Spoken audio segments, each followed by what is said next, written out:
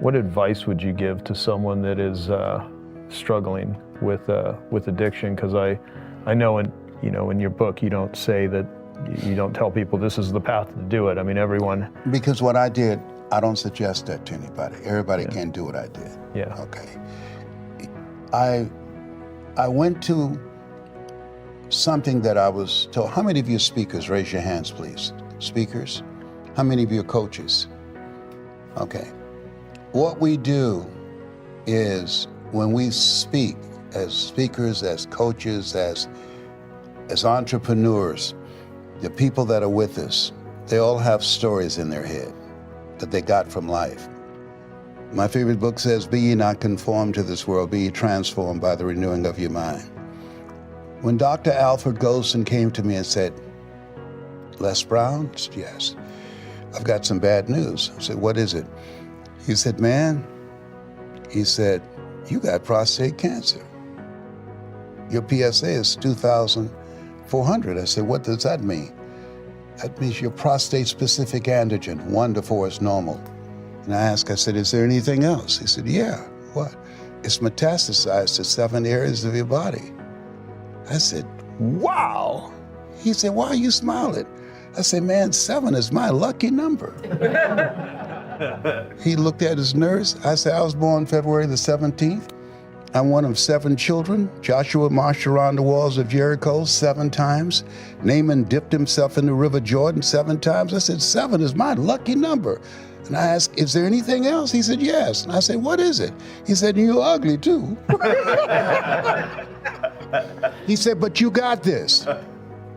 You got this, Brown. Are you listening to me?" He said, "I never tell my patients they're terminally ill. What I say is that my knowledge, my abilities, and my skills have terminated.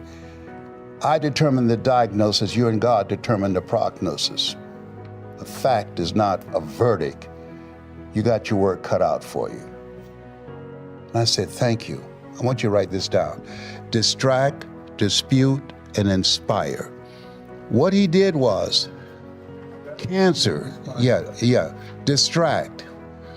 Cancer is the most feared word in 7 different languages.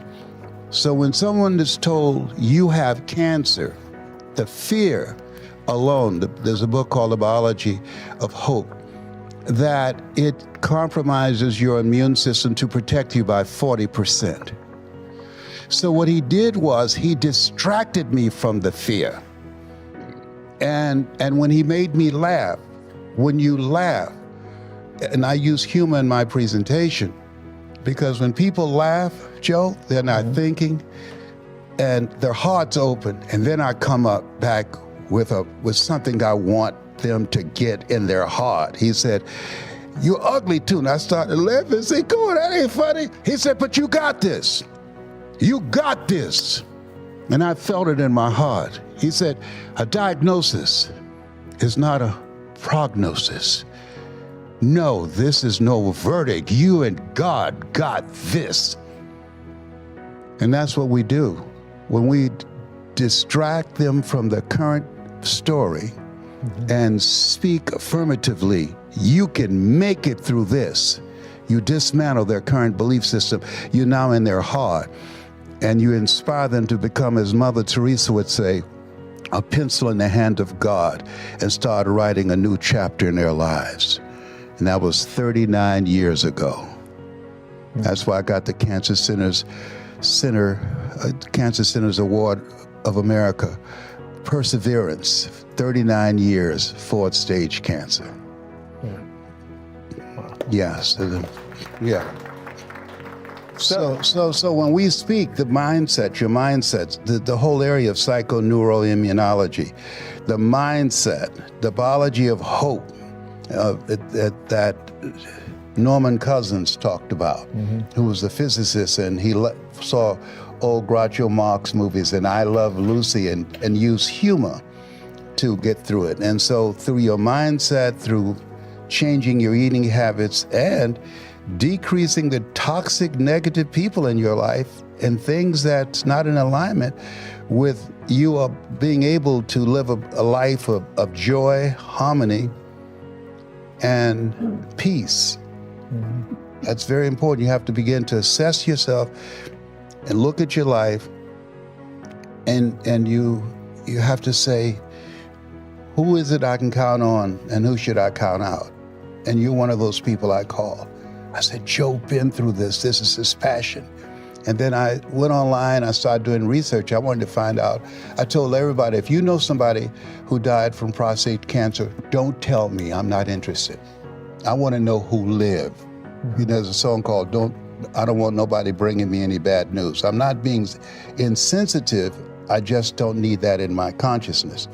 And so I went online and saw this kid, Dr. Lee, Starving Cancer, and Chris beat cancer. And I started talking to people. A guy who is in my book that I talk about, who I went to meet him at his house. He was diagnosed with pancreatic cancer. And they said people die within 6 months. And it's been 8 years now. And I asked him, I said, man, why are you here? He said, 3 doctors told him to get his affairs in order. But there was a doctor he developed a relationship with. And I talk about this in the book. And he came in and he said, this is for you. And he gave him a clock. It was wrapped up. And he unpackaged the gift, the clock. He said, man, there's no hands on this clock. He said, I know. He said, you have to determine how long you want to be here. That's your call. That's not us. That's you. You now have to take responsibility for what you want to do at this point. You can either surrender to what we have told you, and I'm saying to you that we are not experts. This is a practice, because I got a stethoscope and a white jacket just because I said, or my partner said, that you have a terminal illness does not mean that it's true. Life is a fight for territory. And once you stop fighting for what you want, what you don't want will automatically take over. You got a fight on your hands. Wow. There's a point in time where, as you know, you've sat through with many people, when life ends, it is time to let go. And that, do you have a fear of death? No. I'm not a religious person, I want to say, because I quote a lot of things from Bible everywhere. I'm not a religious person, but I'm a spiritual person. Religious people are afraid of going to hell. Spiritual people have been there. And hell to me is what you experience when you die and you meet the person that you were supposed to become. That's why one of my mentees, Dr. Miles Monroe out of the Bahamas, who died in a plane crash, and I give my speech, live full and die empty. He said the ideal situation for a man or woman to die, Howard Thurman, is to have family members praying with you as you're about to cross over. But he said, imagine, if you will, being on your deathbed and standing around your bed, the ghost of the dreams, the ideas, the abilities, the talents, the gifts given to you by life, but you, for whatever reason, you never used those talents. You never tapped into those gifts.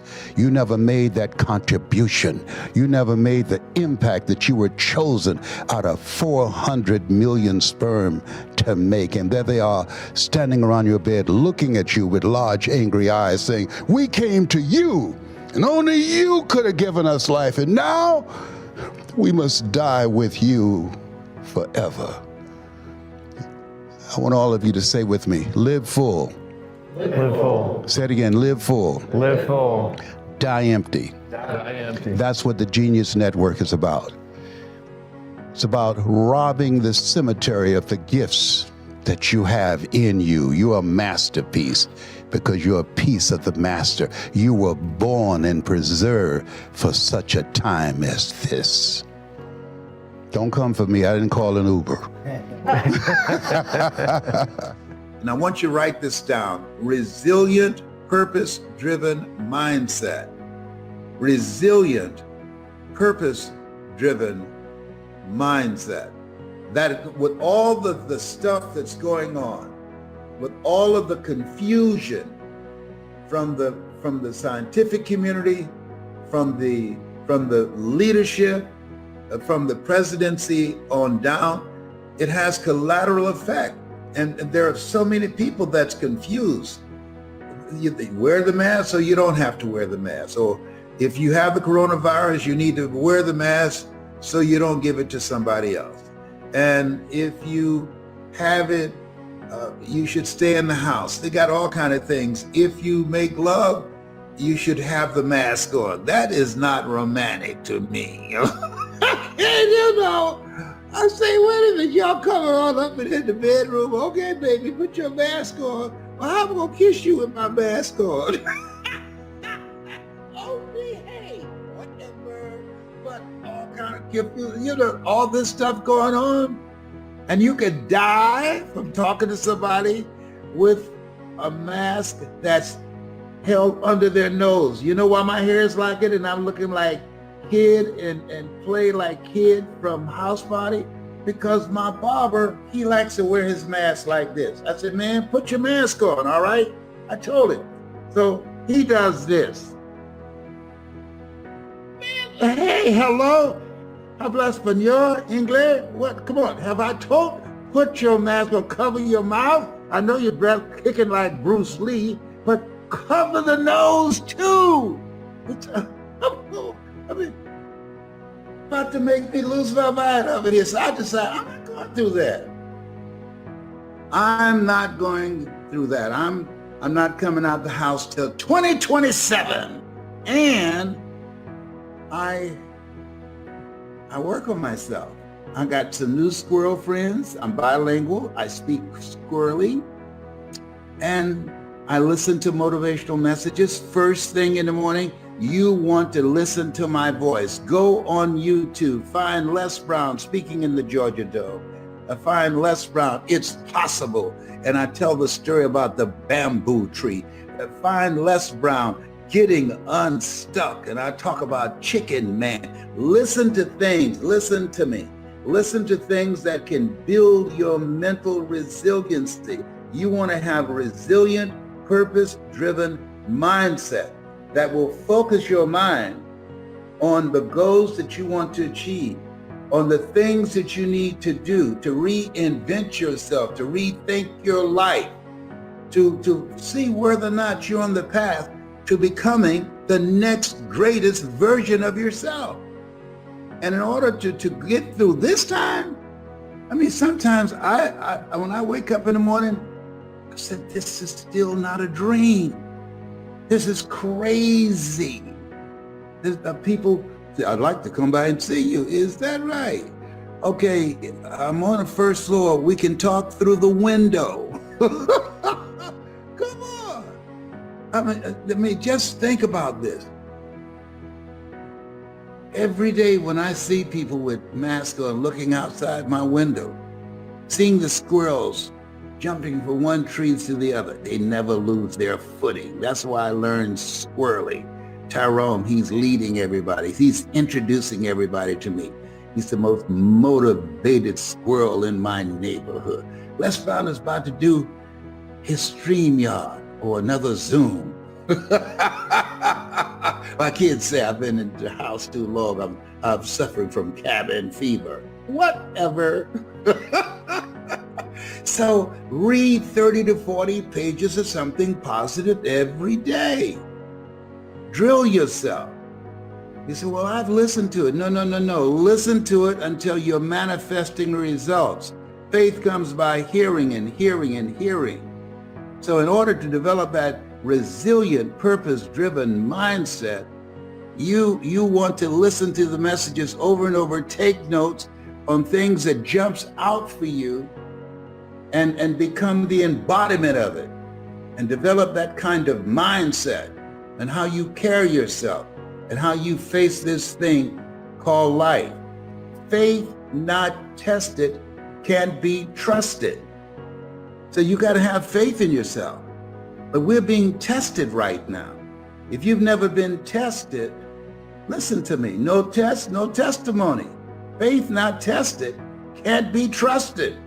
It's easy to have faith when things are going great, when the kids are acting like they have good sense, when you have a job, you have money, you have your health. Oh, no big deal then. But when life knocks on the door, when you go through some stuff, when you get a bad diagnosis, that's when you have to pull on your faith. That's when you have to be resilient. I've got a saying, and all of you know it: life knocks you down, try and land on your back, because if you can look up, you can get up. Now, here's the other thing that's very important. As you look at yourself, you want to master at least three things, multiple streams of income. Three things: I speak, I train speakers, and I'm an author. And I got other things I'm expanding, and I'm 75. Well, why are you still doing it? Because you're never too old to learn, and you're never too young to teach. I believe that the reason that we look at people over a certain age, and Alzheimer's and dementia becomes active, is because they are inactive. My mother used to say it: if you don't use it, you lose it. It takes longer to wear out than to rust out. So the goal is to be actively engaged in life, raising the bar on yourself. Turn down the amount of time that you spend entertaining yourself, watching the television, as my daughter, Dr. Ona Brown, would say, and do things that will stimulate your thinking. It will keep you young. Just because you're 75, chronologically don't mean that you have to look 75. No. And so I decided, just because I'm 75, you're not going to count me out. I'm still here. I'm going to be engaged in this thing called life, because I have not done my best work yet. You have not done your best work yet. Every day is the best day of your life, as Orrin Hudson would say out of Atlanta, the chess master. Why? Because if you don't believe that, try missing a day. Every day is the best day of your life. Look for ways in which you can begin to master something, learn something today that you did not know yesterday. Expand your horizon, expand your vision of what's possible for you. Continuously be a student. My high school theme was, you never find out how much you know until you find out how little you know. Study. The people that are going to make it today are looking at the various trends. They're going from mindset mastery, learning 3 things that they can master to create non-performance income, and they're studying continuously, learning things that they can get at the end of their fingertips on the internet. There's no excuse today for not being in the mindset of achieving something beyond that which you have already done. Life is an adventure. Helen Keller said life is either a daring adventure or it's boring.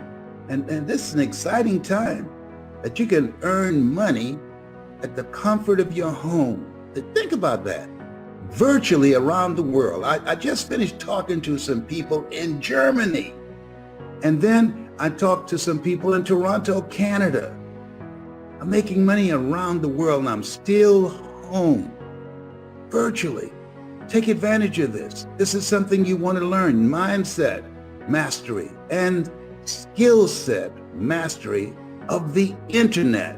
Make it important to know what drives you and what's most important now. There are things that used to be important to me, they're no longer important.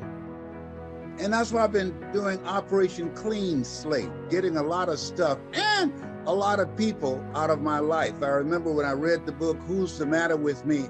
I wrote down the names of the family members and friends that I communicated with most. And I asked myself the question, is this relevant? This relationship, is it productive? Is it positive? Is this relationship, does it bring the best out of me?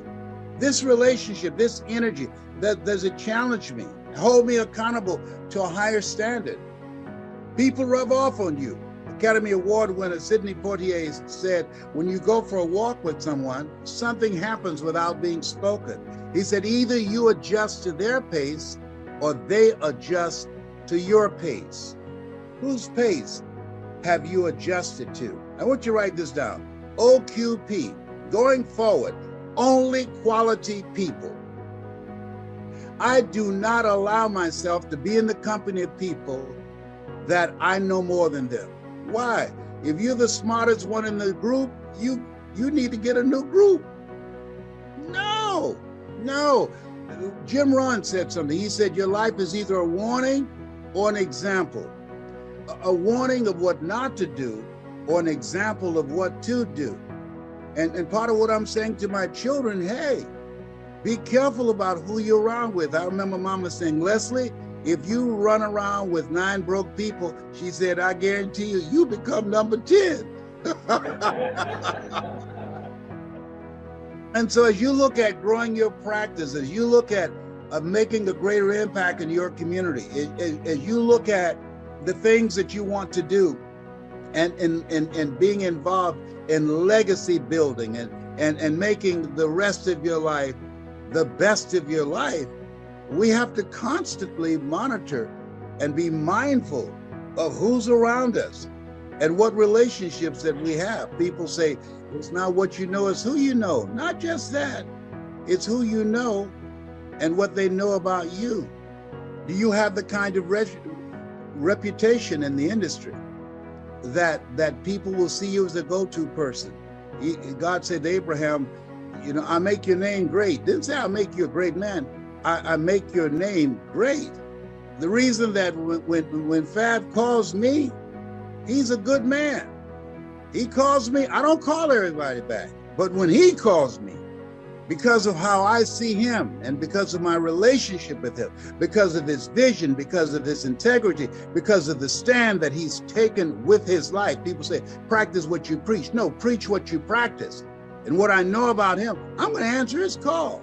I'm going to follow up. And that's the kind of relationships going forward in and out of the pandemic that we have to continue to look for and to develop. Some of the relationships that we need to spend less time with. There's some people, if we never saw them again, it would be too soon. Yes, what I read that you earn within $2,000 to $3,000 of your closest friends, I got all my broke friends out of my life. I used to be so broke, I walked past the bank and tripped the alarm. And so this is the time you have to look at who's around me, who's the matter with you. And so I want to talk to you about how to begin to create the major shift in your life and who you have to be and what you have to do. And so in doing that, when I start moving, hey, oh, how you doing, Dallas? Yeah, the light was in my eyes, I couldn't see you. Yeah. So as you look at yourself, look at your goals and dreams, what's going to be major right now is bringing about what are the steps you need to take? What is it that you need to do to bring about building a new life? I thought about building a new life for myself when I was fired from radio, because that's what I knew. I mastered that when I did it. I'm not saying it because I'm being braggadocious, but people who heard me in Columbus, Ohio, during the time that I was on the air, they'll tell you, Mamie Brown's baby boy, he's a bad brother up in there. Nobody did it like I did it before me or since me. Nobody, period. All right. It's not true because I said it, but I said it because it's true. And so what we have to begin to embrace and to know is something that Socrates said. He said, the secret to change is to focus all your energy, all of your energy, not on fighting the old, but building the new you. Put all your energy, not fighting the old, but building the new you. So let's look at building the new you look like. What is it that you have to do in order to do that? Number one, self-awareness. Taking time to rethink your life. I've been up since around 3:30 this morning, just thinking about my life and my relationship with myself and the choices that I want and the things that I had envisioned that I would have accomplished in 2020, and I did not do that. And it was because of me. See, at the end of the day, all of us are the same. The only thing that separates us are the choices we make, the habits that we embrace. And I realized, and I want you to write this down, sacrifice. You've got to sacrifice who you've been in 2020. You got to sacrifice whoever that person was. You got to let it go. You got to sacrifice that and put all of your time and energy on building the new you. And building the new you, in my particular case, is more discipline. In my particular case, in monitoring myself and my progress, staying on top of it, watching, am I doing well? Am I moving and in the direction where I want to move? Because if I do that, cancer would be history in my life. History. I'm not comfortable with having cancer on the ropes for 29 years, 4th stage cancer. No. My goal is to knock it out. And that's on me. Cancer's not playing, I'm not playing. And so to focus my mind on that, to give up the things that will distract me from doing that, to make the sacrifice of some things that I enjoy doing, but I can't afford to do it because it's soaking up time, and time is life. Time is life. You have something special. You have greatness in you. And you have the ability to create and design the kind of life that you want. And in this place where we are right now, things have changed dramatically. And so you have to make a dramatic change in yourself in order to accomplish the things that you want. What does that look like? What is it you have to do? In my case, mine and my battle has been with cancer, 4th stage. That looks like intensifying my efforts and monitoring everything that I eat. It has to be organic. But my state of mind, keeping stress to a minimum. I don't play that. Anything that's unhealthy, anybody that's unhealthy for me, I cut off the relationship. I don't ask them, why did you do that? I cut it off. Why? It's my life. See, we got enough to deal with. When you got the coronavirus that has now mutated into another lethal form and easier to spread, that kind of tension and stress by itself is enough. So you're not given the luxury of accommodating toxic, negative people in your life if you want to live. I want to live. I remember years ago, I read this book called Who's the Matter with Me? You've had people say, you make me sick. That's real. There are people who can do that to you if you allow them to do that. And you have to put your foot down and say, I don't do drama. Don't come up here with that. I don't do drama. And you don't have to defend that. See, there is no duplicate for life. You only get one. And so you want to live it to the fullest. You want to have special moments. You want to have peace of mind. 47% of Americans can't get a good night's sleep. And I've been one of them. But you have to work at it. Here's something else. Make a conscious effort to look at and recruit people in your life that you know that have been good to you, that you need to deepen that relationship, that they bring out the best in you, they inspire you, they make you feel good about yourself, y'all have fun together. You want to reach out to those people and schedule some time to see each other virtually each week, where you have individual and collective goals that you're working on. I'm doing that with my family and with my clients. I'm working with them. And that's why I would like to say to those of you that would like for me to coach you and like to be in a community of greatness, I want you to put hungry in the comments section. If you like to work with me, if you like for me to be your coach and this first 90 days, teach you some of the things I've learned. I'm 75, and so I've learned some things. I know a thing or two because I've seen a thing or two. Let me share something with you. When you upgrade your relationships, when you make it a point to consciously get toxic, negative, energy-draining people who have a propensity for creating drama out of your life, sometimes you don't even realize how toxic some relationships are until you get out from under them. And I'm sure you've had the experience when somebody who created a whole lot of problems for you and something happened, and when it ended, you say, whoa, I had no idea. A friend of mine, her husband died. And I said, oh, I'm so sorry to hear that. And she said, oh, no, don't be. No, I'm glad he go, honey. I'm glad he go. Don't be sad for me. Don't be sad for my loss. So that was real good.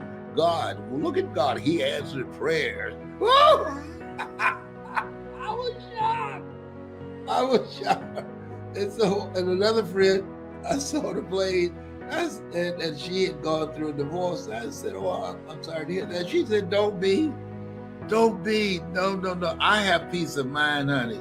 It's better to be alone than to wish you were. I've heard you say that. And that's real. That relationship was turning my hair gray. I gained an extra 65 pounds. No.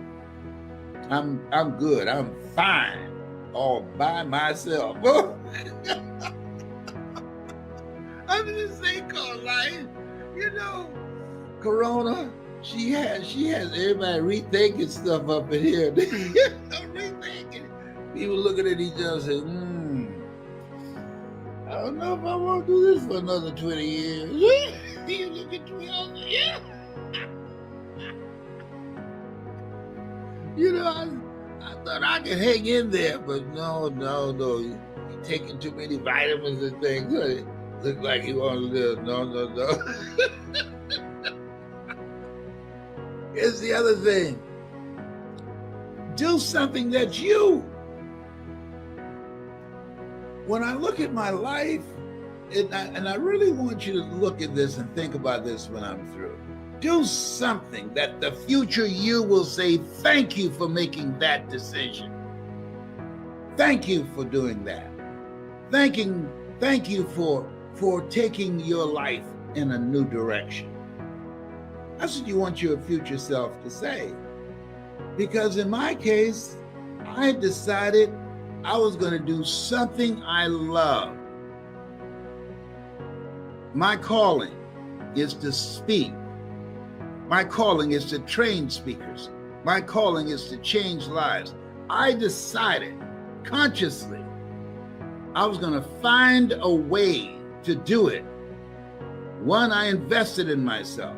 This will not be a new year unless you learn something this year that will have a dramatic impact on your life that you did not know last year, that will allow you to take care of yourself, that allow you to control your own personal economy, that allow you to call your own shots, that allow you to have peace of mind.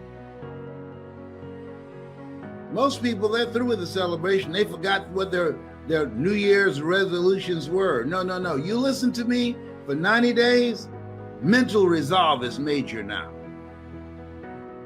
People having meltdowns, snapping, blinking out. Mental resolve is major now. It's a series that I've done on how you can choose the future that you want rather than the future that's already set in place and that's delivered to you and you just step into. You don't want to do that. No, you're only given one life.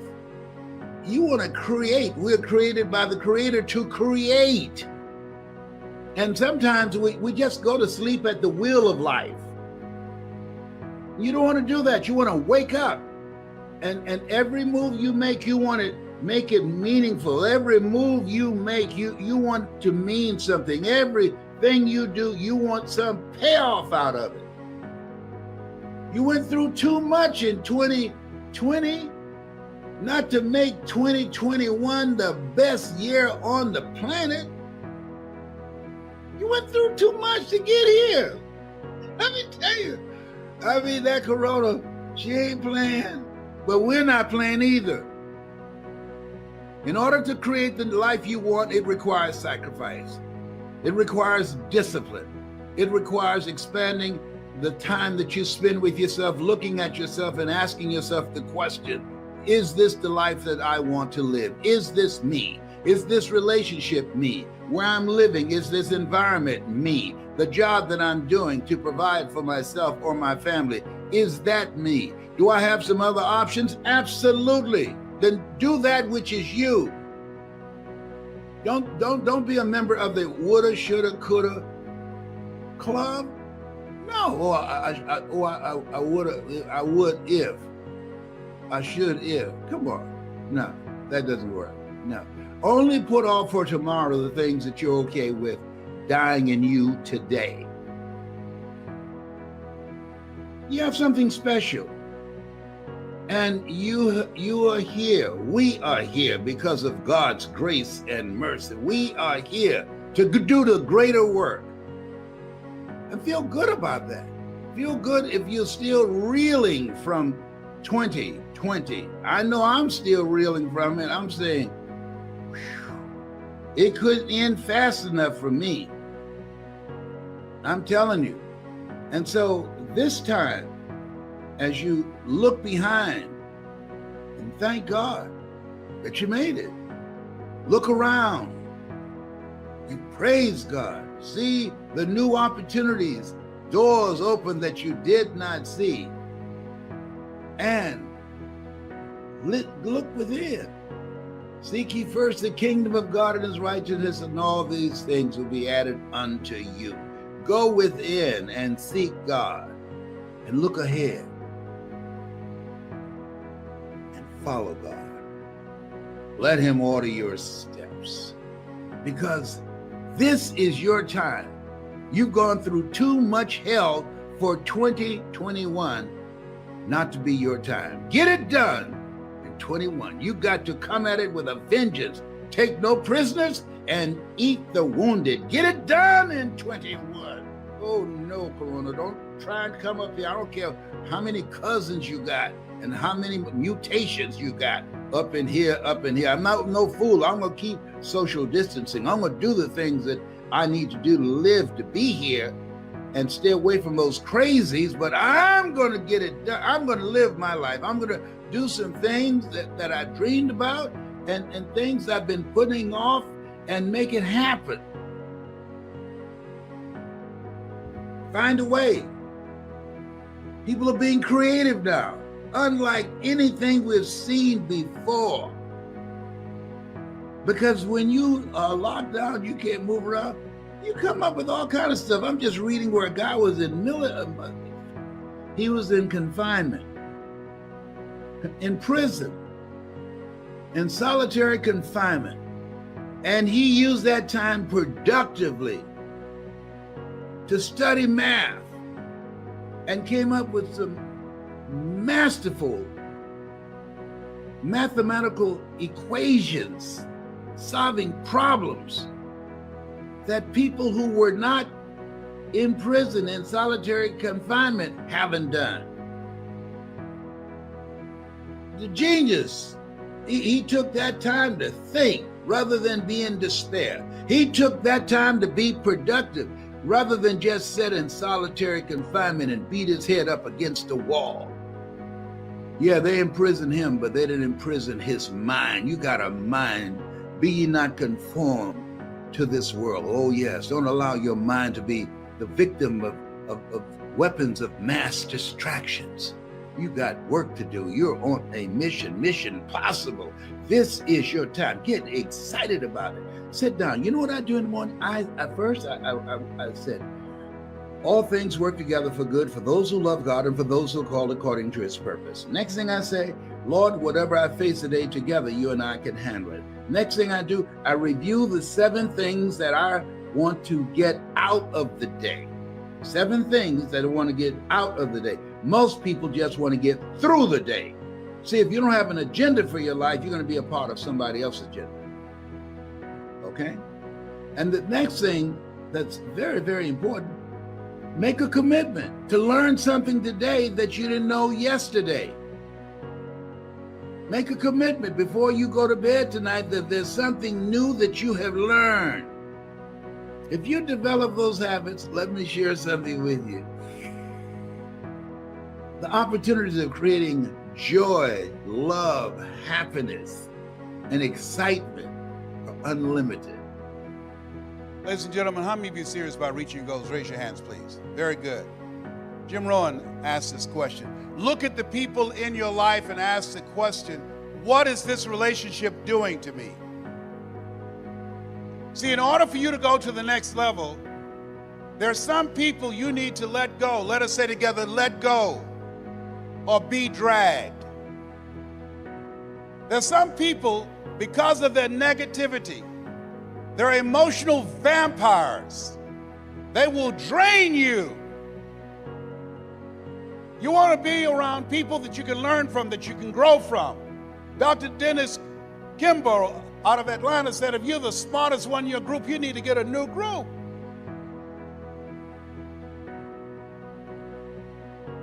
Bless, can I change them? No. It's a full-time job changing yourself.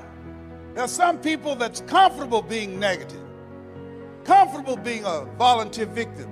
There's some people that's so negative, they can walk into a dark room and begin to develop. Oh, behave. My medication wearing off now.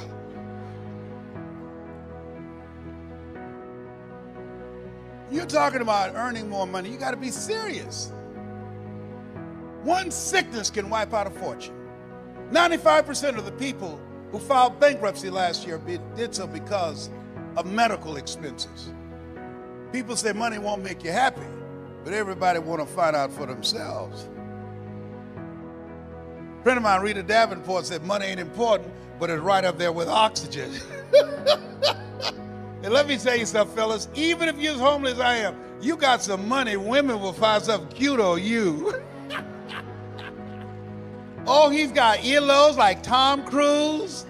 He's got a walk like Denzel Washington. I used to be so broke, I'd walk past a bank and trip the alarm.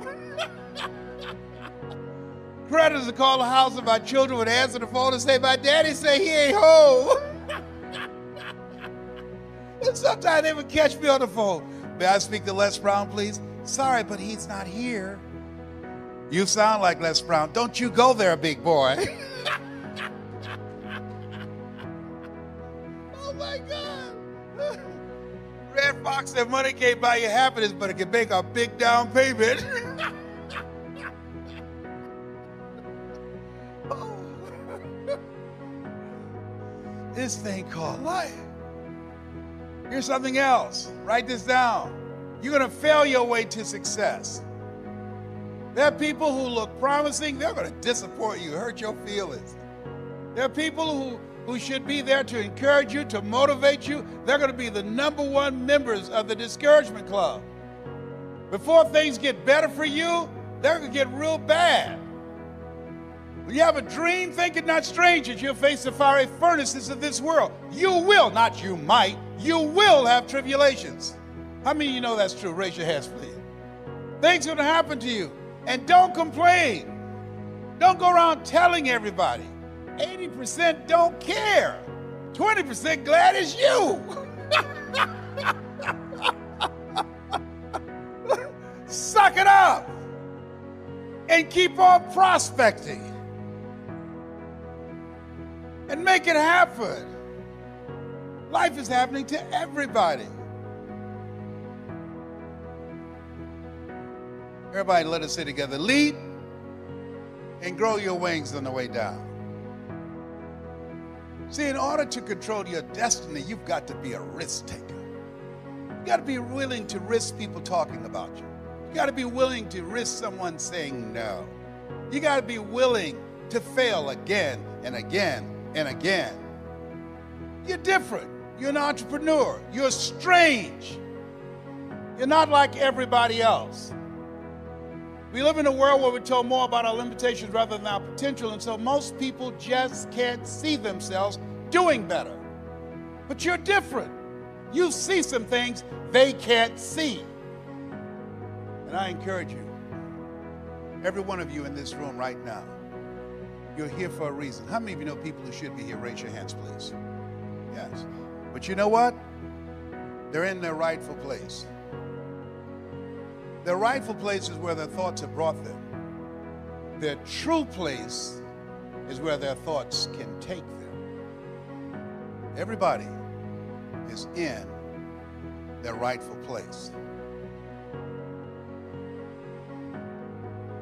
Here's something else. Seek out positive information. I want you to write this down. My Facebook page is brown.less. Every day we post a positive message there. Every day. At brown.less. Because you're in this room, I want you to write this down. Because we're going to send you, we're going to do something called presentation power. You're going to get a chance to view some videos that will give you some directions. But more importantly, I'll tell you what I'm going to send you. I'm going to send you 7 power strategies of how to be a powerful storyteller. So email me at yes@lesbrown.com and say, send me the 7 principles. Mention that you were at this convention. We'll send that to you free.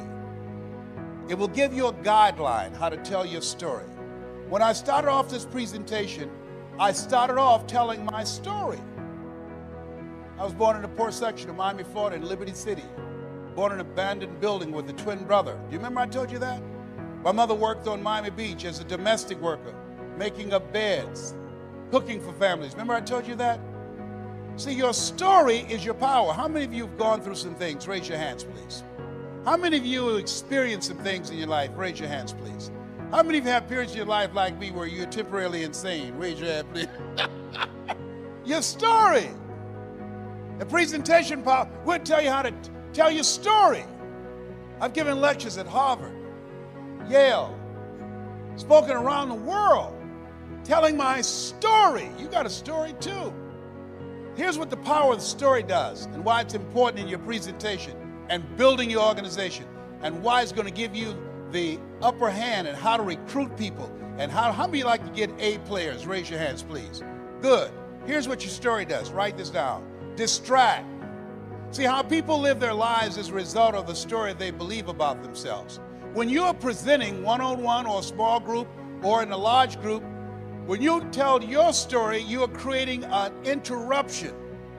When you're telling your story about the business of being on a path of creating financial independence, you're interrupting their story, what psychologists call the self-explanatory style. So distract. Let us say together, distract. Here's the other one. Say dispute. When you are going through your presentation, and we're going to teach you how to do this, you're dismantling their limited belief system where they've been programmed to believe only in having a job, the journey of the broke, where they're miserable. They go to work, where they pay them just enough to keep them from quitting, and they work just hard enough to keep from getting fired. That's what you call mixed emotions. Seeing somebody you hate drive off a cliff in your car. You're glad they're gone, but not in my car.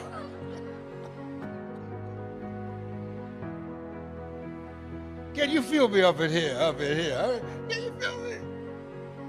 People go to jobs that they hate, 87% of Americans, and guess what? And they pray they don't get fired. That's no way to live. That's why you're here. You just said, you know what? No, I ain't going out like this. You know, I'm telling you. And people think you crazy, and you are. You gotta be crazy today. You got to be out of your mind. My favorite book said, let that mind be in you. You got to have another mind in you that says, I got this. This is my life. I own this. I'm gonna call the shots here. Nobody's gonna tell me how much I'm worth, what time I can take a lunch break. I'm not going to anybody and ask for permission to take my family on vacation. No, I got this. I've got a vehicle that can take me to another place. That's why you said yes. Give yourselves a round of applause.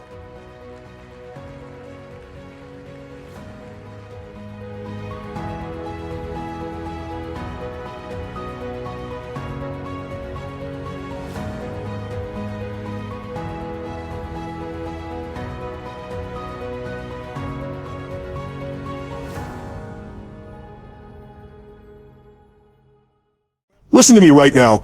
Your entire life is being shaped by forces inside you that you may not even realize are controlling you. And the crazy part, it's not fate, it's not luck, it's not the economy, it's you. The way you think, the way you move, the way you connect with what's deeper than yourself. Some of you are walking around with a Ferrari of potential inside, but you're driving it like a rusty old bike. And you wonder why you're tired, why you're frustrated, why you're not living at the level you know you were born for. Today, I want you to imagine what happens when your mind, your body, and your soul are aligned, when every part of you is firing on all cylinders. What happens when you stop living by other people's limits and start living by your own highest standards? What happens when you stop waiting for the right time and decide to ignite the fire inside you now? That's the journey we're about to take together. And it all starts with this one truth. Your mind is the command center. Whatever you feed it becomes your reality. Most people go through life not realizing that their mind is like a garden constantly being seeded. Every word you hear, every belief you allow in, every conversation you entertain, it's either planting something that will grow into strength, resilience, confidence, or it's planting weeds that choke out your potential. If you're not intentional about what you put into your mind, you become a passive participant in your own destiny, allowing the environment, the media, the opinions of others to dictate your reality. Think about it. If you constantly surround yourself with people who complain, who talk about limitations, who remind you of what you can't do, it won't be long before your inner voice begins to echo the same narrative. On the other hand, if you feed your mind with empowering ideas, with visions of possibility, with examples of people who refuse to quit, your brain starts wiring itself to see opportunities instead of obstacles. The truth is, your mind doesn't distinguish between what's real and what's vividly imagined.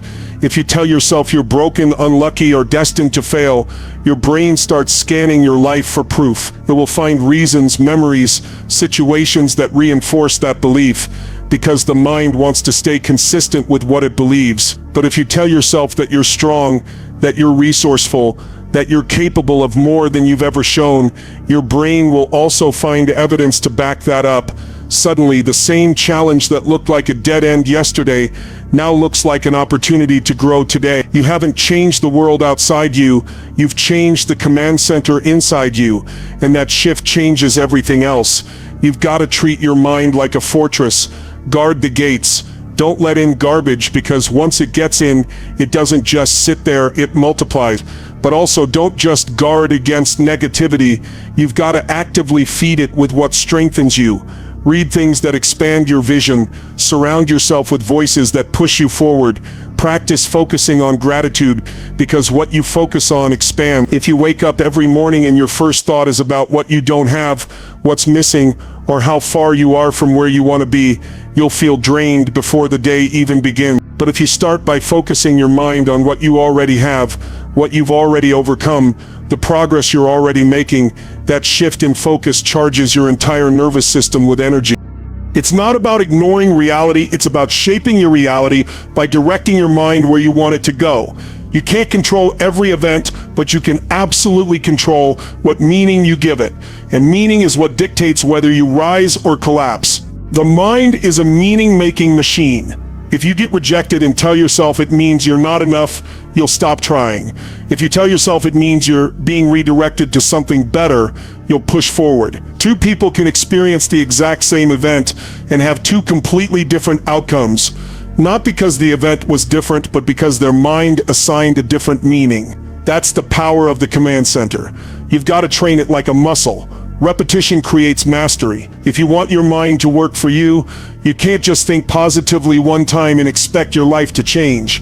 You've got to do it daily, like brushing your teeth. You've got to challenge your own negative thoughts, interrupt the patterns that keep you stuck, replace them with empowering ones, and do it over and over until your mind defaults to strength instead of weakness. The question is, what are you allowing your mind to feast on every day? Train your thoughts daily. Focus on possibility, not limitation. What you focus on, you feel, and what you feel becomes the fuel that drives your actions.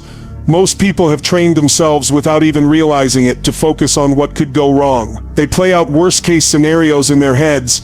They rehearse failure before they've even taken a step, and then they wonder why they lack confidence or motivation. If your thoughts are focused on limitation, you're always going to feel limited. But if you train yourself to focus on possibility, you unlock energy that you didn't even know you had. Training your thoughts isn't about fantasy, it's about discipline. It's about catching yourself in the moment when your brain says, you can't, and replacing it with what if I could. It's about noticing when you're asking the wrong questions. Why does this always happen to me, and changing it to the right ones? How can I use this? What's the opportunity here? The quality of your questions determines the quality of your life, because your brain is like a search engine. Ask it weak, negative questions and it will find you weak, negative answers. Ask it empowering, solution-focused questions, and it will find you empowering, solution-focused answers. Think of athletes, leaders, inventors, creators, the people who changed history. They didn't focus on why it couldn't be done. They trained themselves to focus on how it could be done. Even when no one else could see it, their mind was conditioned to lock onto possibility like a heat-seeking missile. That didn't happen by accident. It happened by training their thoughts daily, by refusing to let limitation be their default setting. And here's the truth. Every time you choose possibility over limitation, you strengthen a pathway in your brain. Neuroscience calls it neuroplasticity. Your brain literally rewires itself based on what you repeatedly focus on. If you keep rehearsing fear, those fear pathways get stronger. If you keep rehearsing courage, those pathways get stronger. Which ones are you strengthening right now? Focusing on possibility doesn't mean the limitations disappear. It means you no longer give them the steering wheel. They're still in the car, but they're not driving. You're driving, and your focus is locked on the road ahead, on the future you're building, on the potential that exists in this very moment. You can either focus on what's missing or what's possible, but you can't do both at the same time. One shrinks you, the other expands you. One paralyzes you, the other propels you. So the training is daily. You wake up, and before the world has a chance to flood your mind with noise, you set your focus. You decide what you'll give your energy to.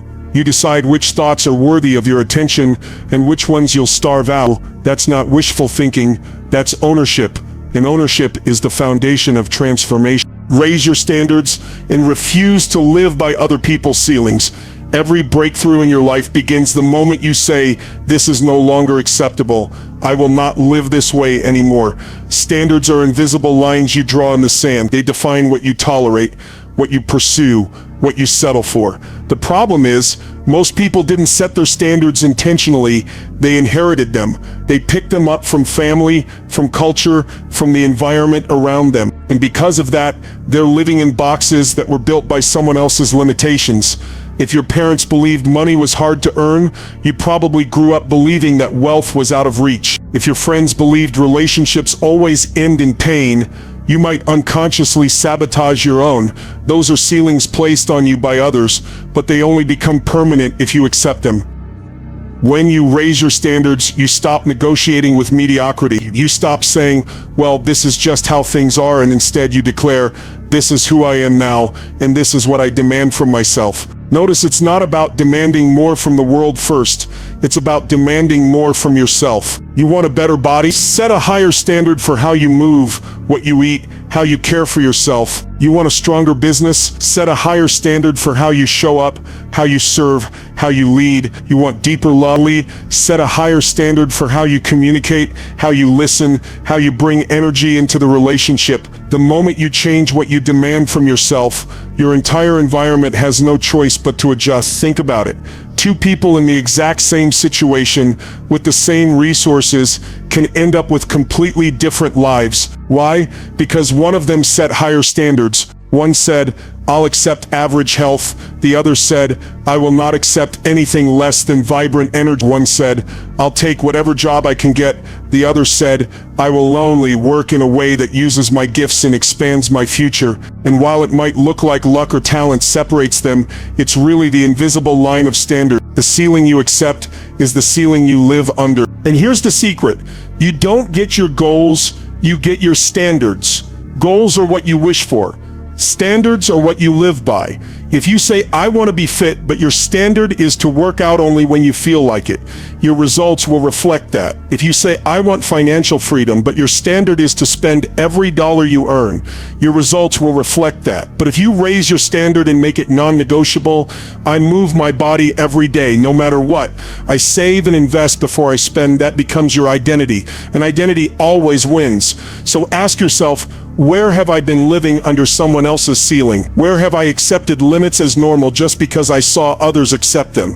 What's the new standard I need to set that would change the entire trajectory of my life? Because the moment you raise your standards, you're no longer playing the old game. You're writing your own rules, and life bends to meet the level of demand you place on yourself. Your body is your vehicle. Strong body, strong life. You can have the sharpest mind in the world, the biggest dreams, the most powerful vision, but if your body doesn't have the energy to execute, those dreams never leave the page. Your body is the machine through which every idea, every goal, every relationship is lived. And yet, how often do people neglect it? They fuel it with junk. They deprive it of movement. They ignore its signals until pain forces them to pay attention. Then they wonder why they feel tired, unmotivated, or stuck. You can't expect a weak vehicle to run a powerful mission. The body and mind are not separate. They're deeply connected. When your body is exhausted, your mind can't think clearly. When your body is full of energy, your mind becomes sharper, your creativity expands, your resilience strengthens. The quickest way to shift your emotional state isn't to think differently, it's to move differently. Stand up taller, breathe deeper, move your body with intensity, and you'll feel a surge of energy you didn't know was available. That's because motion creates emotion. Your physiology is the switchboard to your psychology. Motion creates emotion. Change your physiology, change your state. Every single one of us has experienced days when our mind feels heavy, when stress, doubt, or fear start to take over. And when that happens, most people try to solve it at the level of thought. They sit in their head and wrestle with the problem, overthinking, analyzing, questioning.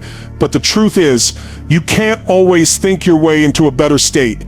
You've got to move your way into one. The fastest way to change how you feel is to change what your body is doing in the moment. Your body and mind are not separate systems. They are one interconnected feedback loop. When you slump your shoulders, when your breathing is shallow, when your movements are slow, your nervous system interprets that as low energy, as fatigue, as weakness. Your emotions follow the signal your body is sending. That's why depression often shows up with physical patterns: collapsed posture, low energy, lack of movement. The emotion reinforces the motion, and the motion reinforces the emotion, creating a cycle that can feel unbreakable.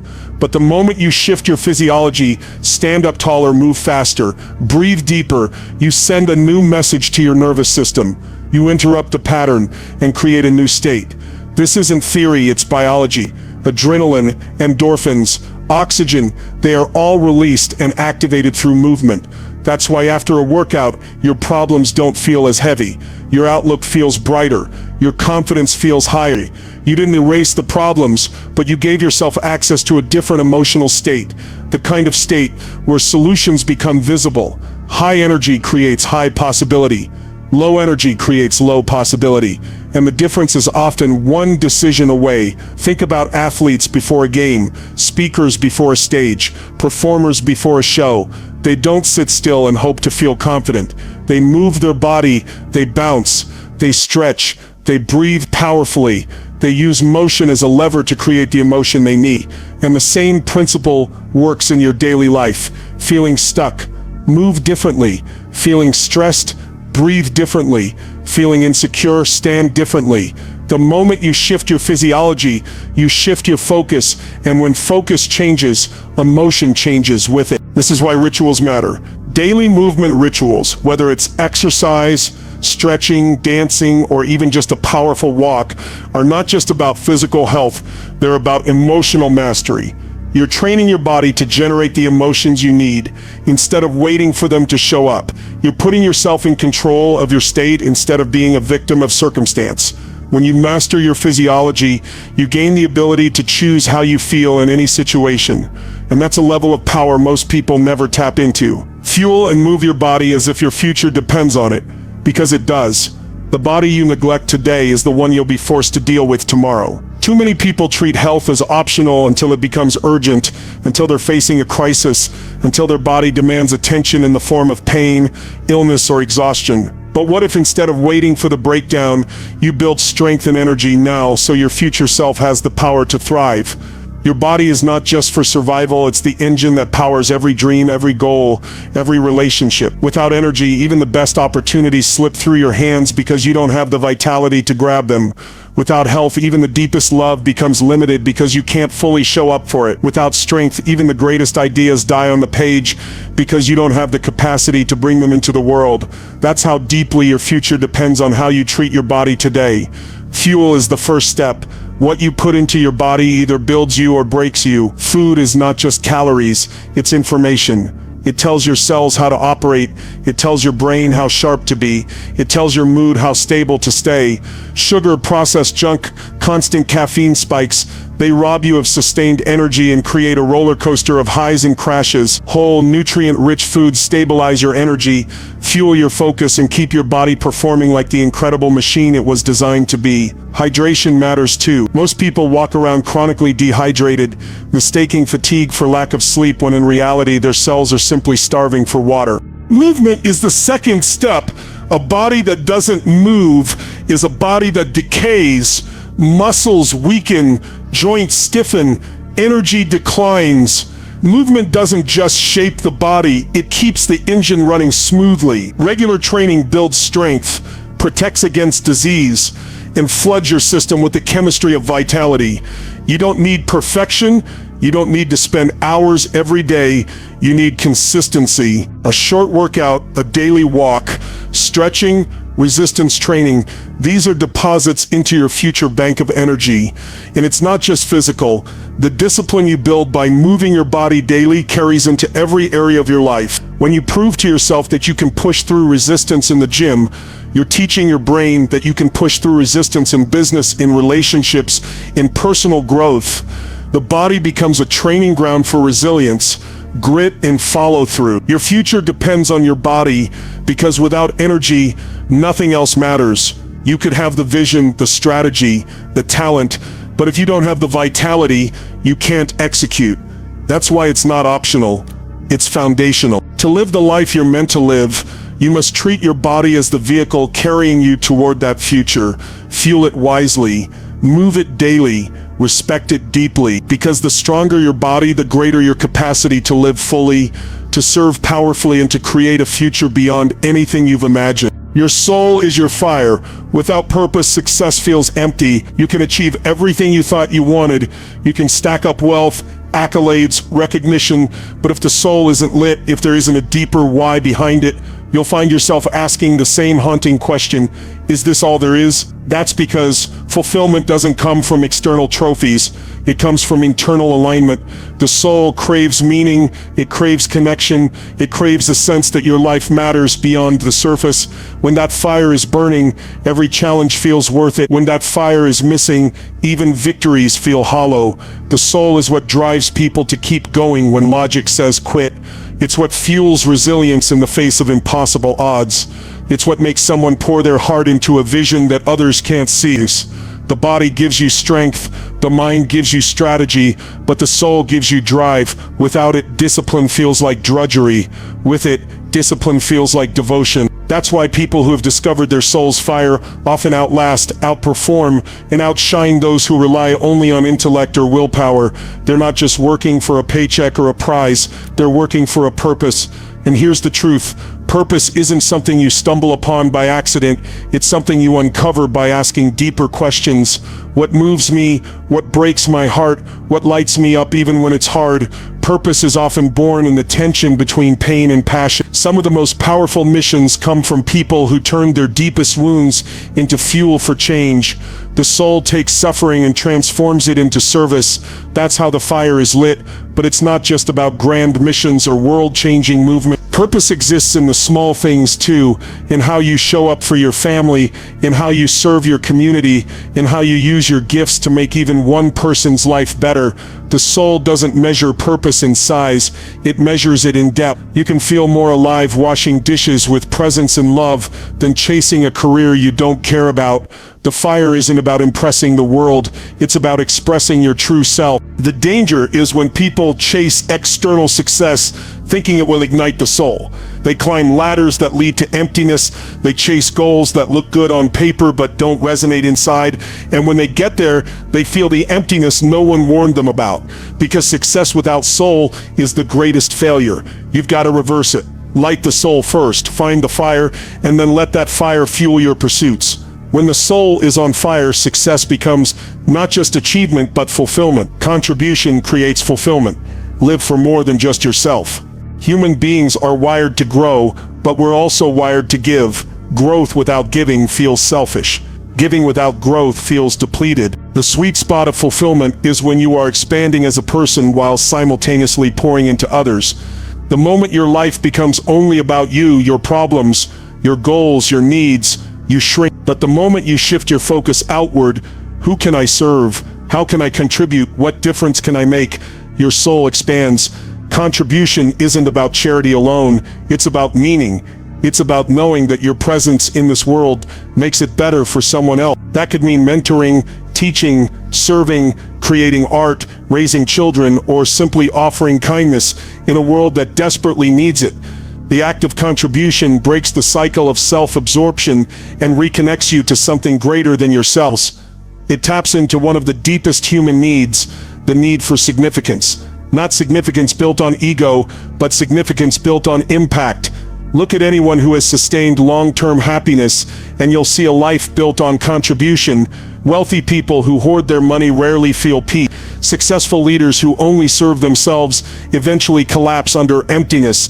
But those who tie their success to serving others, whether it's through philanthropy, innovation, mentorship, or love, they find a sense of joy that can't be bought. Because the act of giving connects us to our humanity, to our spirit, to our soul. And contribution doesn't require you to have everything figured out or to be in perfect condition yourself.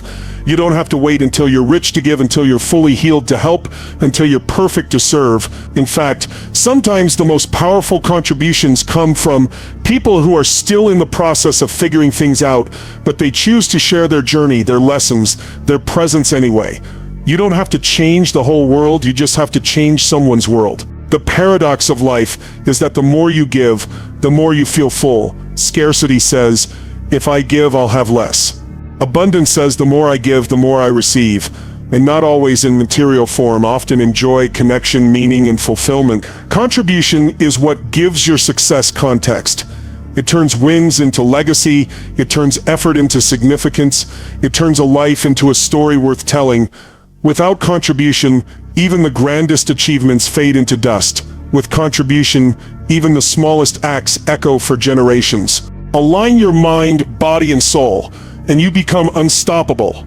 Imagine for a moment, That your life is like a three-legged stool.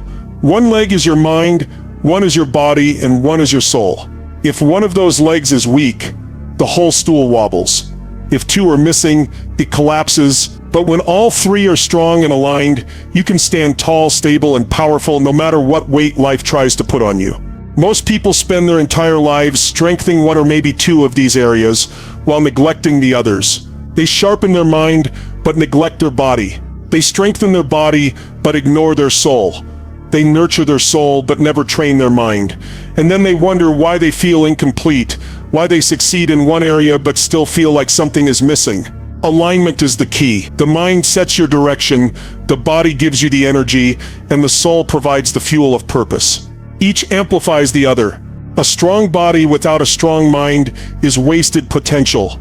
A sharp mind without a strong soul is empty achievement. A lit soul without a disciplined body can't sustain its mission. But when they work together, they form a powerhouse of clarity, vitality, and meaning. That alignment turns you into a force of nature. You don't just think clearly, you act boldly. You don't just survive challenges, you thrive through them. You don't just chase goals, you create a life that feels alive on every level. Think about the greatest leaders, creators, and change makers throughout history. They weren't just intelligent, they were physically resilient, emotionally connected, spiritually driven. Their mind allowed them to envision what others couldn't see. Their body gave them the strength to endure when others quit. Their soul gave them the fire to keep going when logic said stop. That's the trifecta of alignment. Without it, you're scattered, drained, or stuck. With it, you're grounded, energized, and unstoppable. Alignment doesn't happen by accident. It requires daily practices that bring all three into harmony. You fuel your mind with empowering beliefs, learning, and gratitude. You fuel your body with movement, nutrition, and reverie. You fuel your soul with purpose, connection, and contribution. And the more consistent you are, the more natural alignment becomes. Eventually, you don't even think about it. You simply live in a state where all three are working together. And when you're in that state, obstacles don't intimidate you, they activate you. Setbacks don't crush you, they refine you. You stop playing small because you realize that all of who you are, mind, body, and soul, has come online, and that kind of power can't be stopped. Stop waiting. Decide today to live fully, powerfully, and on fire. Too many people live as if time is infinite. They wait for the right moment, for the stars to align, for some magical sign to give them permission to start. But life doesn't wait. Time doesn't pause. Every day you wait, you're not just standing still, you're moving backward, because opportunities are passing, energy is fading, and the fire inside grows dimmer. The truth is, there is no perfect time. The perfect time is the moment you decide. Decision is the ultimate power. When you decide, truly decide, everything changes. Decision cuts off all other options. It says, this is who I am now. This is what I will do. This is what I will no longer tolerate. Most people don't lack ability, they lack decision. They keep entertaining the back door, the excuse, the maybe someday. But the second you close the back door, the second you commit fully, your mind sharpens, your body mobilizes, your soul ignites. Life rewards boldness, not hesitation. Living fully means you stop dipping your toes in the water. You dive in. It means you stop waiting for courage and realize that courage only comes after action. It means you stop surviving and start thriving, stop existing and start truly living. Living powerfully doesn't mean you never feel fear. It means you move forward in spite of it. It doesn't mean you always win. It means you refuse to quit until you do. And living on fire means your energy, your passion, your presence becomes contagious. People around you feel it. They see the spark in your eyes. They hear the conviction in your voice. They sense the strength in your presence. You become the kind of person who doesn't just chase change, you create it. Deciding today isn't about having it all figured out. It's about choosing to take the next step. It's about saying, I will no longer wait for permission. I will no longer wait for certainty. I will no longer wait for someday. I choose now, because someday is a lie. It never comes. The only time you ever have is now. And when you treat now as sacred, when you treat this moment as the moment to shift, to act, to commit, you step into a level of power most people never experience. So the question becomes, what will you decide today? What will you stop postponing? What will you stop tolerating? What will you start committing to with everything you've got? Because the instant you decide, truly decide, you tap into the force that transforms lives. And once that fire is lit, once that decision is made, the life you were meant to live stops being a dream and starts becoming your reality. So let's bring this all together. You've seen what happens when you take control of your mind, when you train it to focus on possibility instead of limitation. You've seen how raising your standards changes not just your goals, but your identity. You've seen how your body isn't just a shell, it's the vehicle that carries your future. How motion shifts your emotions, how energy fuels everything. And you've seen that without your soul, without purpose, success feels empty, but with contribution, fulfillment becomes inevitable. When your mind is sharp, when your body is alive, when your soul is on fire, nothing outside of you can stop you. Challenges won't break you, they'll shape you. Setbacks won't paralyze you, they'll fuel you. And the secret is simple: alignment plus decision. Align your mind, body, and soul, and then decide to stop waiting, to stop postponing, to stop living someday. Decide to live now, fully, powerfully, unapologetically on fire. Because the moment you make that decision, the moment you truly commit, you stop just existing and you start living the life you were created for. If this lit something inside you, then this is your place. This is Tony Robbins' track. Subscribe right now because you don't want to miss what's coming. Drop a comment below and tell me, what decision are you making today for your mind, your body, or your soul? Share it, own it, make it real. This isn't entertainment, it's transformation. If you're ready for that, hit that button, join the family, and let's keep that fire burning.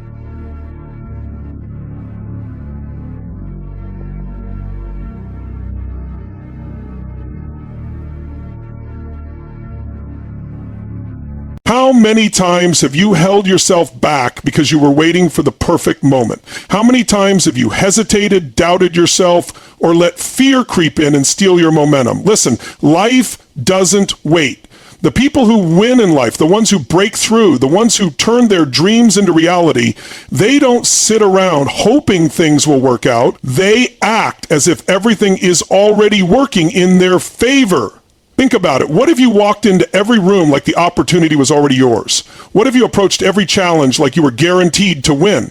What if you carried yourself with the energy, the confidence, the certainty of someone who knows that life is happening for them, not to them? Because here's the truth. Fear paralyzes, belief mobilizes. The second you shift your mindset, the second you start acting as if everything is working out for you, you change the game. Your mindset shapes your reality. Act with certainty and the world responds. Fear paralyzes, belief mobilizes. You don't need proof to believe. Belief creates proof. Opportunities appear when you move with confidence. Every setback is a setup for a breakthrough. Energy attracts results. Bring unstoppable passion. Success follows those who expect it. Take action now. Momentum creates miracles. Your life changes the moment you decide it will. You said Keynote No 0.1 and Keynote 2, expand it into 1,000 words. Don't add any sentences. Don't add any headings at first. Mention the keynote name. ChatGPT said, your mindset is the foundation of everything you experience in life. It determines how you see the world, how you respond to challenges, and ultimately the results you achieve. Two people can face the same situation and walk away with completely different outcomes. Why? Because of their mindset. One person sees obstacles while the other sees opportunities.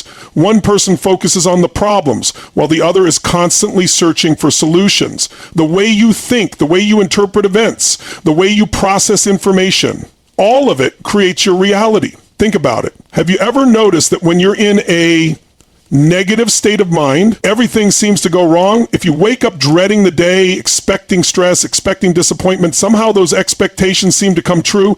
You attract what you focus on. Your energy, your thoughts, and your emotions send signals out into the world, and the world responds.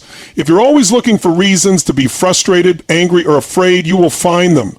If you're always searching for proof that life is unfair, that nothing ever works out, guess what? You will find it, but the opposite is also true. People who expect great things, who believe in themselves, who trust that life is working for them instead of against them. These people create a different reality. They walk into a room and radiate confidence. They attract opportunities because their energy draws people in. They see challenges as stepping stones rather than roadblocks. This isn't some kind of magic. It's psychology. Your brain is wired to reinforce what you already believe. It filters the billions of pieces of information around you and focuses only on what aligns with your mindset. This is why two people in the same situation can have completely different experiences. One person walks into a room and feels like nobody likes them. They assume people are judging them, and as a result, they act closed off, nervous, maybe even defensive. Another person walks into the same room believing that people are open, welcoming, and interested in them. They smile, engage, and bring a positive energy, and as a result, people gravitate toward them. Same room, same people, different mindset, different reality. This is why you must guard your mindset like your life depends on it, because it does. If you let fear, doubt, and negativity control your mind, they will control your life. You will hesitate, you will procrastinate, you will talk yourself out of taking risks, out of stepping up, out of showing up as your best self. But when you take control of your mindset, when you decide to focus on what's possible instead of what's wrong, when you train yourself to see the opportunity in every situation, everything changes. Rewiring your mindset isn't just about thinking positive thoughts. It's about training your brain to expect success, to expect progress, to expect growth. And that starts with awareness. Start paying attention to the stories you tell yourself every day. Are you constantly reinforcing limitations? Are you telling yourself you're not good enough, not smart enough, not lucky enough? Or are you feeding your mind with thoughts of strength, resilience, and possibility? The moment you catch yourself thinking small, shift your focus. Instead of saying, I can't, ask, how can I?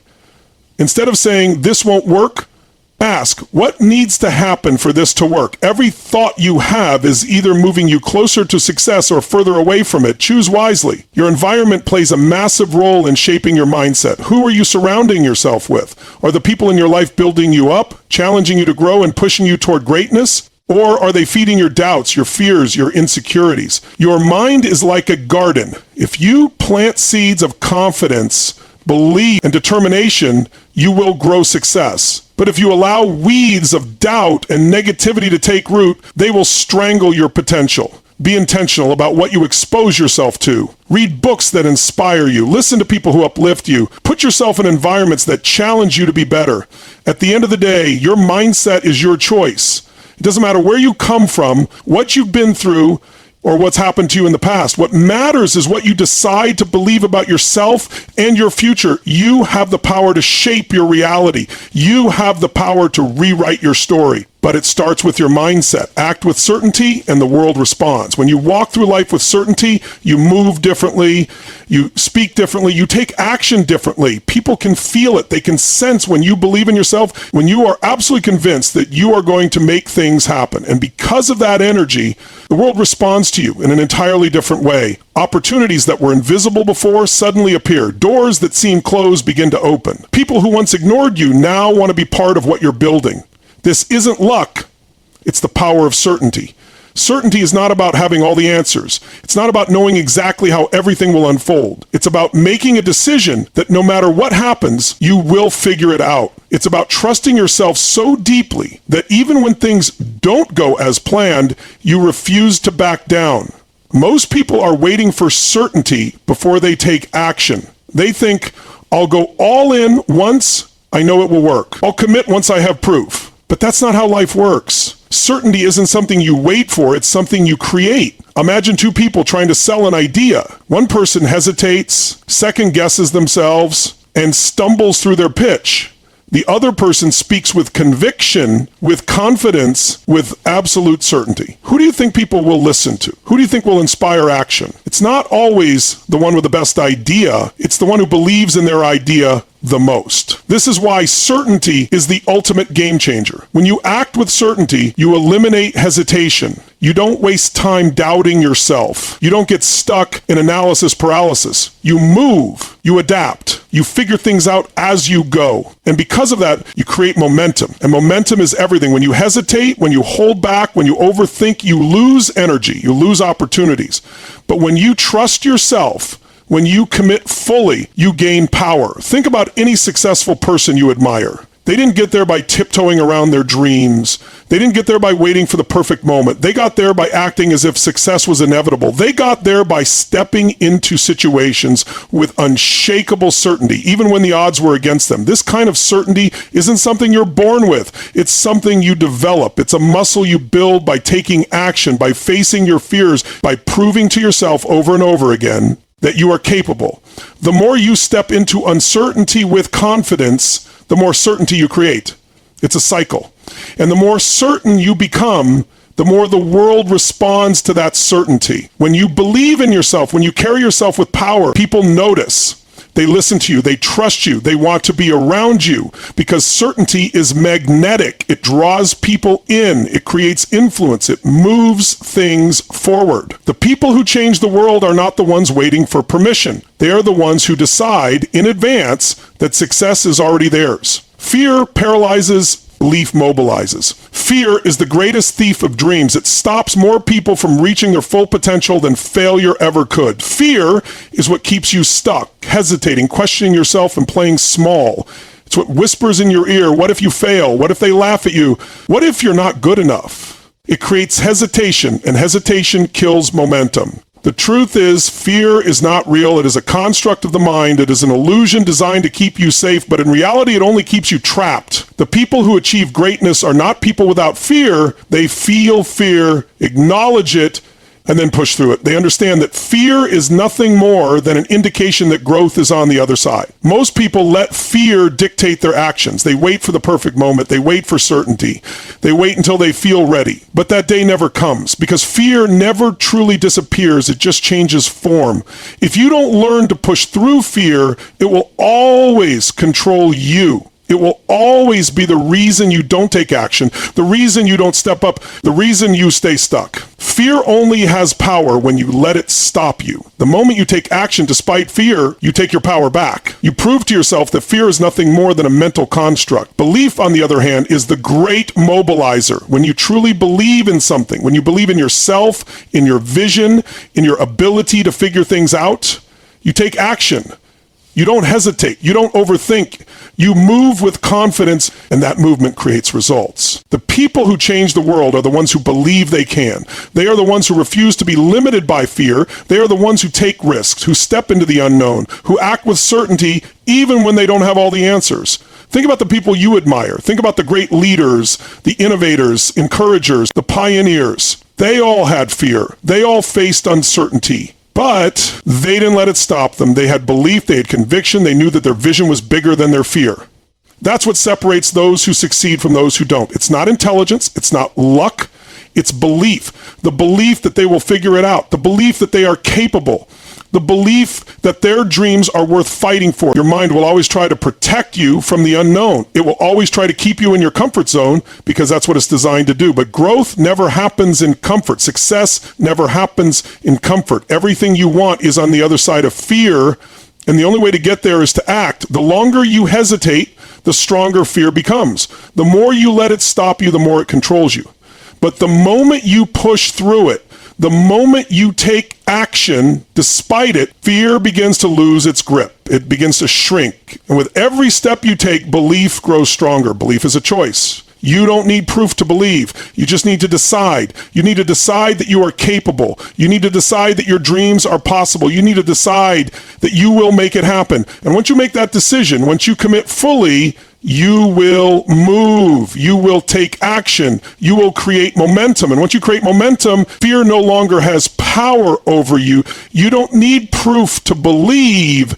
Belief creates proof. Most people wait for proof before they believe. They wait for signs, for validation, for certainty before they take action. But that's not how success works. Success is not something that comes to you when you wait. It's something you create through belief and action. The people who achieve greatness don't wait for proof. They don't wait for permission. They believe first. They decide first. And because of that belief, they take massive action. And through that action, they create the proof they were looking for. Belief is the foundation of everything. Before there was electricity, someone had to believe it was possible. Before there were airplanes, someone had to believe humans could fly. Before there were smartphones, someone had to believe in the possibility of connecting the world in a way no one had ever seen before. Every massive achievement started with belief before proof. Because belief is what fuels action. It is what drives persistence. It is what keeps you going when things don't go as planned.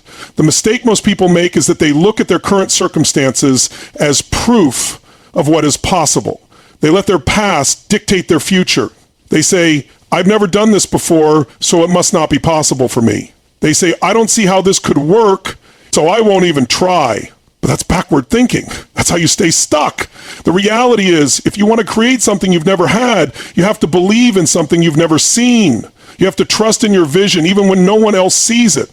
You have to have the courage to take action before the results are there. Because it's that action, that commitment, that belief that ultimately creates the results. Think about a time in your life when you accomplished something you once thought was impossible. Maybe it was getting a job you never thought you could get. Maybe it was achieving a fitness goal that seemed out of reach. Maybe it was overcoming a challenge that felt insurmountable. At one point it seemed impossible, but you kept going. You took action. And because you took action, you created proof. You turned a belief into reality. That's how everything in life works. The people who achieve success don't have guarantees. They don't have special advantages. What they have is an unshakable belief that they will figure it out. And because of that belief, they take action. They experiment, they fail, they adjust, they keep moving, and through that process, they create proof. The mistake most people make is that they think they need to feel ready before they start. They think they need to know everything before they take action. But the truth is, clarity comes through action. Confidence comes through action. Proof comes through action. You don't need proof to believe, you need belief to create proof. Think about a baby learning to walk. They don't need proof that they can walk before they try. They don't wait for someone to explain the science behind balance. They just believe. They believe because they see others doing it. They believe because they feel the instinct to move. And because of that belief, they take action, they stand up, they fall, they try again. And through that process, they create proof. That's how progress happens in every area of life. Belief is not about wishful thinking. It's not about ignoring reality. It's about making a decision that no matter what, you will find a way. It's about choosing to focus on what's possible instead of what's difficult. It's about having the courage to take action before you have all the answers. And when you do that, when you move with that kind of certainty, the world responds. Doors open, opportunities appear, people take notice. Because belief is magnetic. It draws in the right circumstances. It creates the momentum you need to turn dreams into reality. Opportunities appear when you move with confidence. When you step forward with confidence, the world reacts differently. People listen to you, respect you, and see you as someone worth paying attention to. Confidence isn't just a feeling. It's a force that changes how you interact with the world. Most people wait for opportunities to come to them, but opportunities are attracted to those who create movement. When you take bold action, when you show up as if success is inevitable, doors begin to open. It's not luck, it's the law of momentum. The moment you hesitate, the moment you second guess yourself, you disrupt that momentum. People don't follow uncertainty, they follow conviction. If you approach life timidly, waiting for permission, waiting for the perfect moment, you will always be a step behind. But if you walk into every room, every challenge, every opportunity with the energy of someone who belongs, someone who is ready, people take notice. They offer chances, they introduce connections, and they trust you with responsibility. Confidence isn't about knowing everything or never feeling fear. It's about trusting yourself to figure things out. It's about deciding that you are capable, that you are worthy, and that you have something valuable to offer. When you move through life with that mindset, you naturally attract situations that match your energy. Think about the people who inspire you, the ones who seem to have doors open for them. It's not because they're lucky, it's because they walk with certainty. They exude an energy that draws people in. Because they expect opportunities, they find them. The brain is wired to seek confirmation of what you believe. If you believe in your ability to succeed, you will notice pathways that others overlook. If you doubt yourself, you will miss the chances that are right in front of you. The way you carry yourself changes everything. People can sense hesitation, they can feel insecurity, but they can also feel power. And when you bring that power into everything you do, the world responds accordingly. Every setback is a setup for a breakthrough. The most successful people in the world aren't the ones who never fail. They're the ones who refuse to let failure define them. Every obstacle, every setback, every challenge is not there to stop you. It's there to prepare you. It's there to make you stronger, smarter, more resilient. But most people don't see setbacks this way. They see them as proof that they should quit, that they're not good enough, that success isn't meant for them. That's why so many people give up too soon. They don't realize that every great achievement is built on a foundation of failures that were turned into lessons. When you shift your mindset and start seeing setbacks as setups, everything changes. Suddenly, failure isn't something to be feared, it's something to be used. It becomes fuel. It becomes a tool for growth. Every time something doesn't go as planned, ask yourself, what is this teaching me? How can I use this? What's the lesson here? The people who rise above, the ones who break through, are the ones who embrace setbacks as part of the journey. They understand that the universe isn't against them, it's refining them. The struggles you face are shaping you into the person who can handle the success you're working toward. If everything came easy, you wouldn't be prepared for what's ahead. The challenges, the failures, the disappointments, they are all sculpting you into the version of yourself that is ready for the next level. Energy attracts results. Bring unstoppable passion. The energy you bring into every situation determines the outcome. People are drawn to those who radiate passion, who show up with enthusiasm, who operate at a higher frequency. When you bring unstoppable passion to your work, your relationships, and your goals, you create momentum. Passion is contagious. It influences those around you and makes you stand out. The most successful people are not just the smartest or the most talented. They are the ones who care the most, who are the most driven, who refuse to operate at anything less than full intensity. Your energy is your brand, and the world responds to it. If you show up with hesitation, people sense it. If you bring half-hearted effort, results will reflect that. But if you attack each day with full commitment, with excitement, with an unshakable belief in what you're doing, you will find that doors open, opportunities appear, and people rally behind you. Passion fuels resilience. When challenges arise, those who are truly passionate push through because they are deeply connected to their purpose. Passion keeps you moving when others quit. It transforms obstacles into stepping stones and setbacks into lessons. The intensity of your energy determines the speed of your success. If you want bigger results, bring bigger passion. The world rewards those who play full out, who commit fully, who refuse to settle for mediocrity. Success follows those who expect it.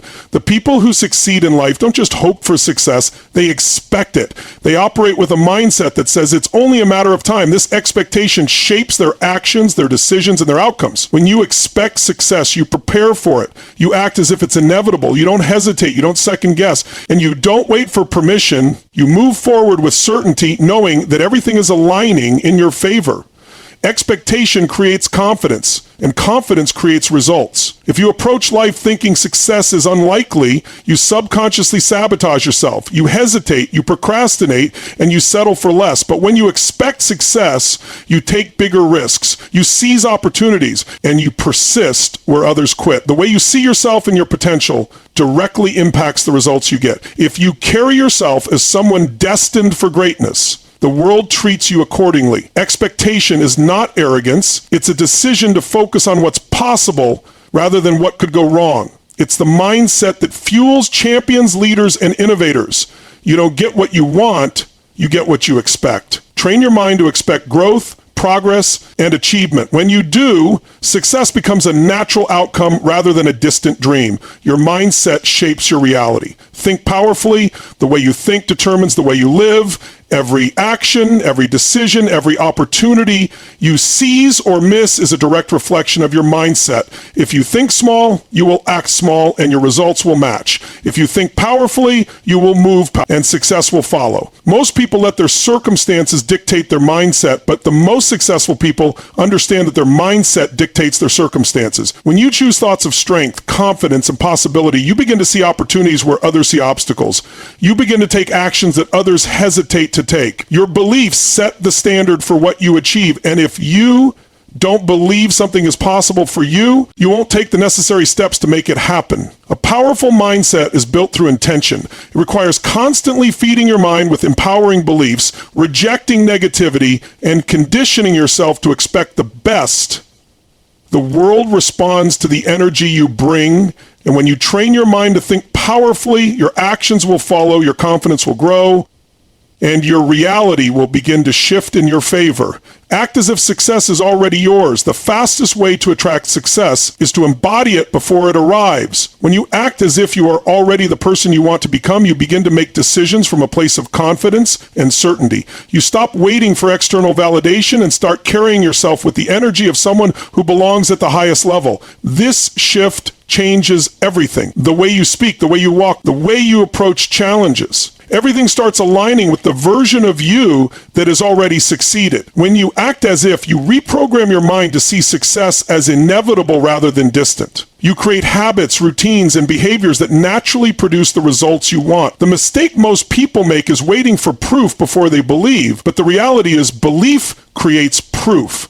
When you move through life with the posture, mindset, and confidence of someone who has already achieved their goals, the world takes notice. People treat you differently, opportunities appear, and circumstances begin to align in your favor. Success is not about waiting, it's about stepping into your future self now, making decisions from that place, and allowing the results to catch up. Now is the time to step up. Not tomorrow, not next week, right now. You've got to act as if success is already yours, as if every challenge is setting you up for something greater, as if the world is working in your favor. Because when you bring that kind of energy, when you move with that level of confidence, doors don't just open, you kick them down. Stop waiting, stop hesitating, start owning your future. Because the people who expect success, who demand it, who live it before it even shows up, they are the ones who win. So go out there, make it happen, and remember, you don't get what you want, you get what you believe. This is Tony Robbins. If this fired you up, if this hit you right where you needed it, like, subscribe, and share this with someone who needs to hear it. Now go make your move.